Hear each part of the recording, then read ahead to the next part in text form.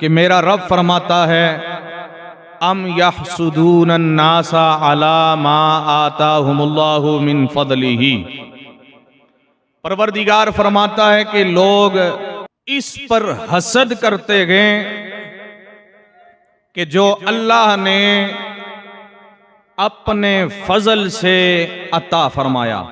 खुलासा इस आयत का यह है, गोया रब ये बताना चाहता है मेरे बंदे, जब मैं अता करने पर आऊं, किसी को इज्जत दे दूं, मालदारी दे दूं, दौलत दे दूं, अजमत दे दूं, शान दे दूं, बुलंदी दे दूं, ऊंचा मकाम दे दूं, इज्जत व वकार दे दूं, मैं जो चाहूं उसे बुलंदियां दे दूं, तो मेरे बंधु में से तो किसी को नहीं चाहिए कि वो दूसरे की उस बुलंदी पे जले, वो उसके ऊपर हसद करे, वो अपने आप को इस अजाब में मुब्तला करे। क्यों?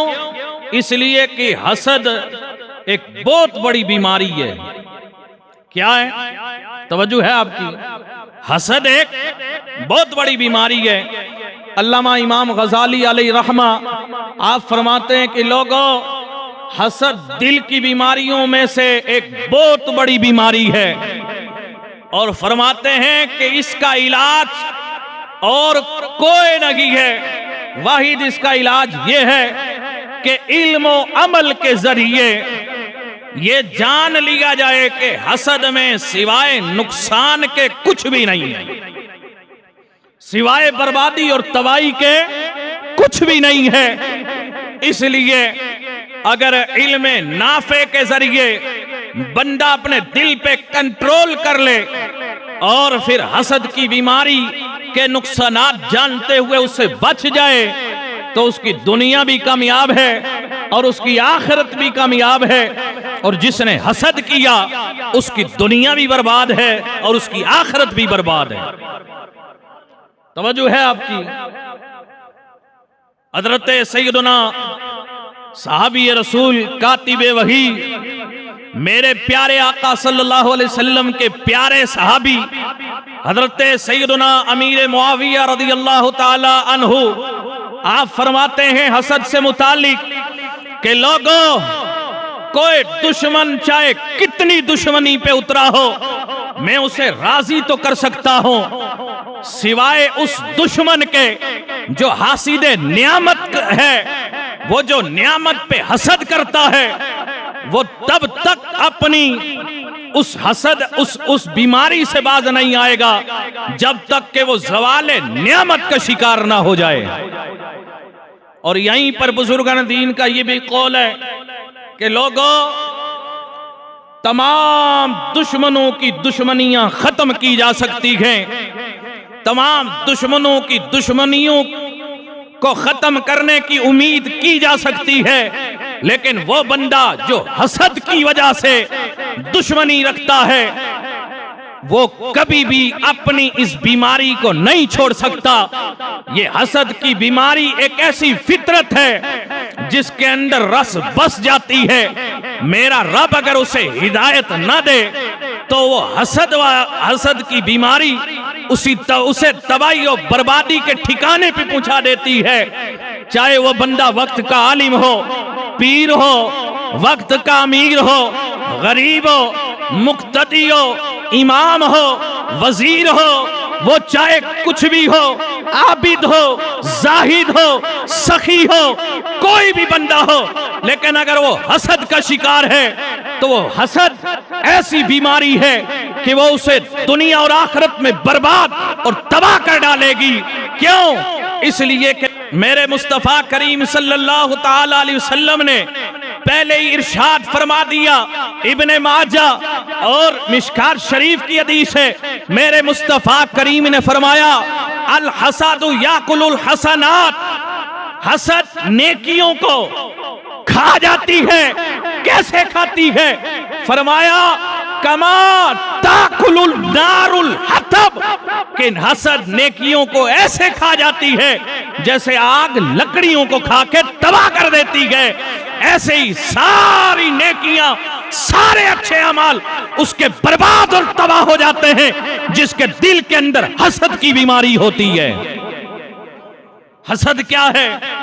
किसी से जलना, किसी की बड़ाई देख के जलना, किसी की इज्जत से जलना, किसी के माल और दौलत से जलना, किसी की शोहरत से जलना, किसी के मकाम और मर्तबे से जलना, किसी की नेमत और दौलत देख के जलना। जनाबे वाला, ये हसद की बीमारी है, हसद की बीमारी है। और बुजुर्गान दीन फरमाते हैं कि लोगों, हासिद जो होता है वो दूसरों को देख के उनकी तरक्की और उनकी कामयाबी, इज्जत और अजमत, दौलत और नेमत देख के जलता है और वो उसी जलने में लगा रहता है।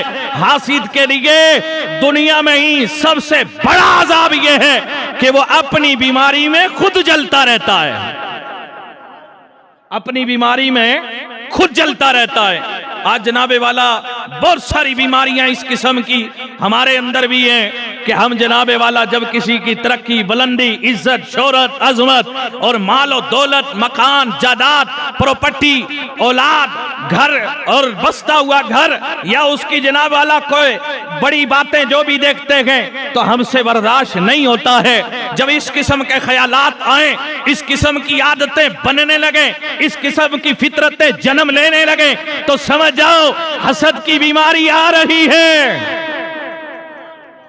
क्या है? तवज्जो जरा, सुभान अल्लाह कहिए। अल्लाह अल्लाह। तो हसद की दवा क्या है? इस हसद का इलाज क्या है? अब आप सोच रहे होंगे, बहुत सारे लोगों के दिलों में ख्याल होगा कि नूरी साहब हसद की बीमारी का इलाज भी बता दो कि हम इस हसद की बीमारी से बच सकें, इससे दूर रह सकें और हमारी नेकियां, नेक अमाल तबाह बर्बाद होने से भी महफूज रह सकें। तो फिर मैं आपको बताता हूँ, मेरे नबी मुकर्रम के प्यारे साहबी हैं, मेरे आका करीम सल्लल्लाहु अलैहि वसल्लम के प्यारे गुलाम हैं, नाम है हज़रत अबू दरदा।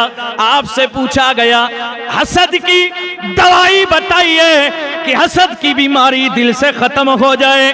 मेरे सोने करीम आका के प्यारे गुलाम ने इरशाद फरमाया, लोगों, हसद की बीमारी की एक दवा ये है कि बंदा जब भी हसद दिल में आए वो मौत को याद कर ले।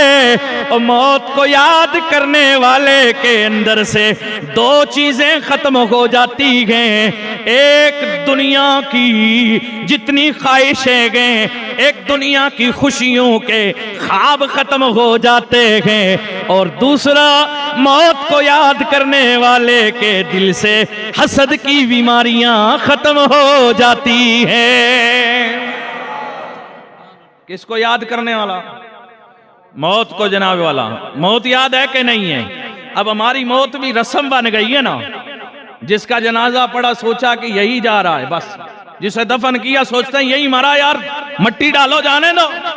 पर यह ख्याल भी आता है कि यही मेरा भी दफन होना है, यही मेरा भी हशर होना है, इसी जनाबे वाला, इसी चारपाई पे मुझे भी लेटना है और इस कब्र के अंदर अंधेरी कोठरी में मुझे भी उतरना है और इस कब्र के अंदर के हिसाब व किताब मुझे भी देने हैं। अब मेरी जिंदगी का सिलसिला भी खत्म हो सकता है।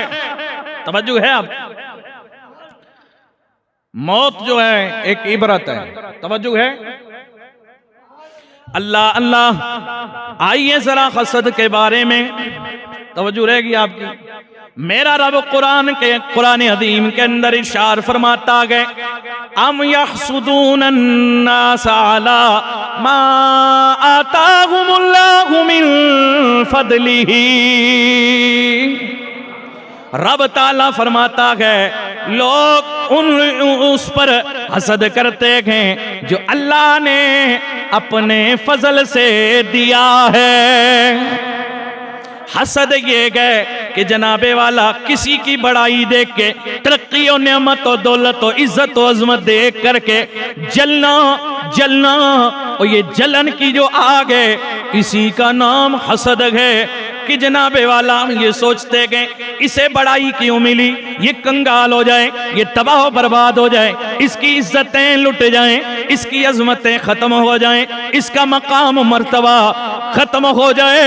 ये हसद की बीमारी है। बल्कि हमें तो ये सोचना चाहिए था, मोमिन की सोच ये नहीं, मोमिन की सोच तो हसद से हट के होनी चाहिए। फिर वो सोच क्या है, वो सोच मेरे सोने मदनी के गुलामों वाली होनी चाहिए। जो सहाबा की सोच है वही सोच होनी चाहिए, गुलामी वाली सोच क्या होनी चाहिए, मोमिन की सोच, अहले ईमान की सोच ये होनी चाहिए। जब वो किसी की तरक्की, कामयाबी, दौलत और नेमतों सरबुलंदी देखे, रब से दुआ करे, अल्लाह तूने जो इसे अता किया है अपने फजल से, उसी फजल से मुझे भी अता कर डाल, मुझे भी दे दे। ए अल्लाह जो तूने इसको दिया है ना, ये नहीं कि जनाब वाला अब लोग चक्रों में पड़ जाते हैं, किसी के इज्जत, अजमत, तरक्की, कामयाबी, इज्जत, शोहरत, मालो दौलत जो अल्लाह नवाजता है, जो अल्लाह की तरफ से होता है, देख के जलन शुरू हो जाती है। और फिर जनाब वाला, और इतनी हसद की बीमारी में फिर बंदा क्या क्या नहीं करता, दूसरे का कारोबार ठप करने के लिए, उसको तबाह बर्बाद करने के लिए, उसकी इज्जतें, तरक्कियां, वो जनाब वाला रद्दी टोकरी में डालने के लिए लोग जादू टूना का सहारा लेते हैं। तवज्जो है कि नहीं?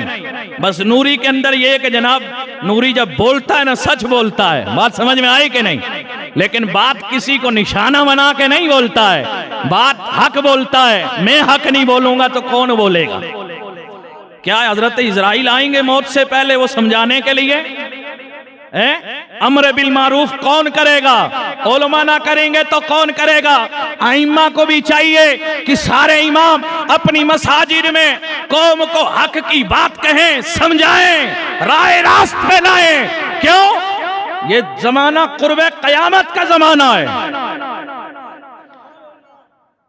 हमें तो जनाब शरीयत की ताबेदारी करनी है? तवज्जो है ना आपकी? पता नहीं करोड़ों खामियां मुझ में भी होंगे, लेकिन हमें इरादे तो यही करने का हमारे अंदर से कमजोरियां दूर हो जाएं। तवज्जो है आपकी? मोहब्बत से जरा सुभान अल्लाह कहिए।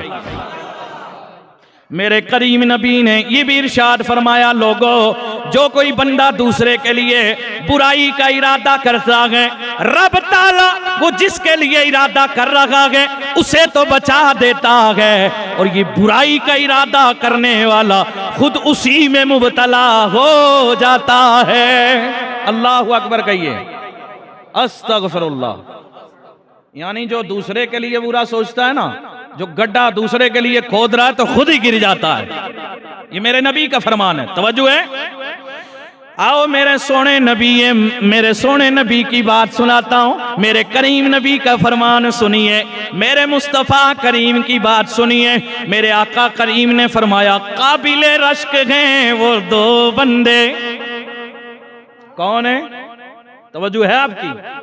काबिले मुबारकबाद हैं, काबिले रश्क हैं, यानी वो कामयाब हैं।